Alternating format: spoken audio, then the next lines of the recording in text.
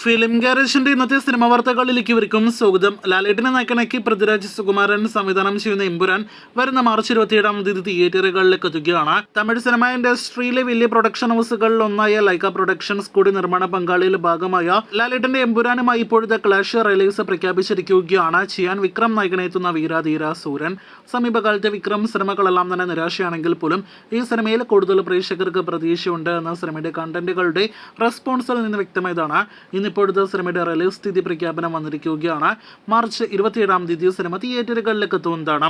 തമിഴിൽ നിന്ന് ഇനി വരാനിരിക്കുന്ന ഫാന്റസി സിനിമകളിൽ ഒന്നാണ് രവി മോഹൻ നായകനായി എത്തുന്ന ജീനി. രവിക്കൊപ്പം കൃതി ഷെട്ടി, ഒപ്പം തന്നെ കല്യാണി പ്രിയദർശൻ തുടങ്ങിയവരെല്ലാം തന്നെ അഭിനയിക്കുന്ന സിനിമയും മാർച്ച് 27-ാം തീയതി അതല്ലെങ്കിൽ മാർച്ച് 28-ാം തീയതി തിയേറ്റർ റിലീസ് പ്ലാൻ ചെയ്യുന്നു എന്നാണ് വിവരം.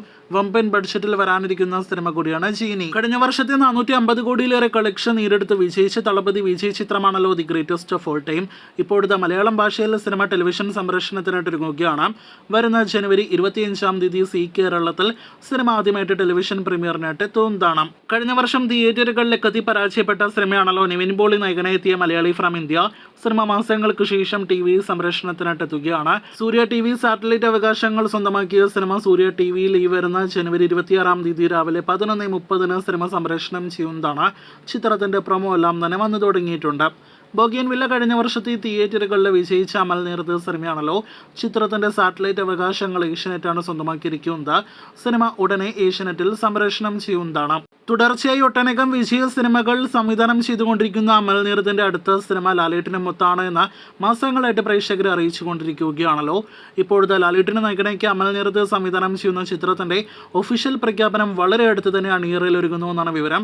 ബോഗിയൻവില്ല എന്ന സിനിമയുടെ ഷൂട്ടിന് ശേഷമായിരുന്നു സിനിമയുടെ പ്രഖ്യാപനം വന്നത്. എന്നാൽ ഈ അമൽ നീർത്തിന്റെ ലാലേട്ടൻ സിനിമയുടെ പ്രഖ്യാപനം വന്നതിന് ശേഷമായിരിക്കും സിനിമയുടെ ഷൂട്ട് ഉറപ്പാക്കപ്പെട്ടിരിക്കുകയാണ്. ഭീഷ്മയുടെ റൈറ്റർ കൂടിയായ ദേവദത്ത് ഷാജി ഇന്ന് ലാലേട്ടന്റെ അമൽ നീർത്ത് സിനിമയുടെ ഒരു സൂചന കൂടി നൽകിയിട്ടുണ്ട്. ലാലേട്ടന്റെ ആശീർവാദ് സിനിമാസും ഒപ്പം തന്നെ ഫഹദിന്റെ പ്രൊഡക്ഷൻ ഹൗസും കൂടാതെ അമൽ നീർത്തും ചേർന്നായിരിക്കും ലാലേട്ടൻ അമൽ നീർത്തും ഒപ്പം തന്നെ ഫഹദ് ഫാസിൽ സിനിമ നിർമ്മിക്കുക. അപ്പോൾ കാത്തിരിക്കാം സിനിമയുടെ ഒഫീഷ്യൽ പ്രഖ്യാപനത്തിനായിട്ട് കൂടുതൽ അപ്ഡേറ്റുകൾ കേട്ട്.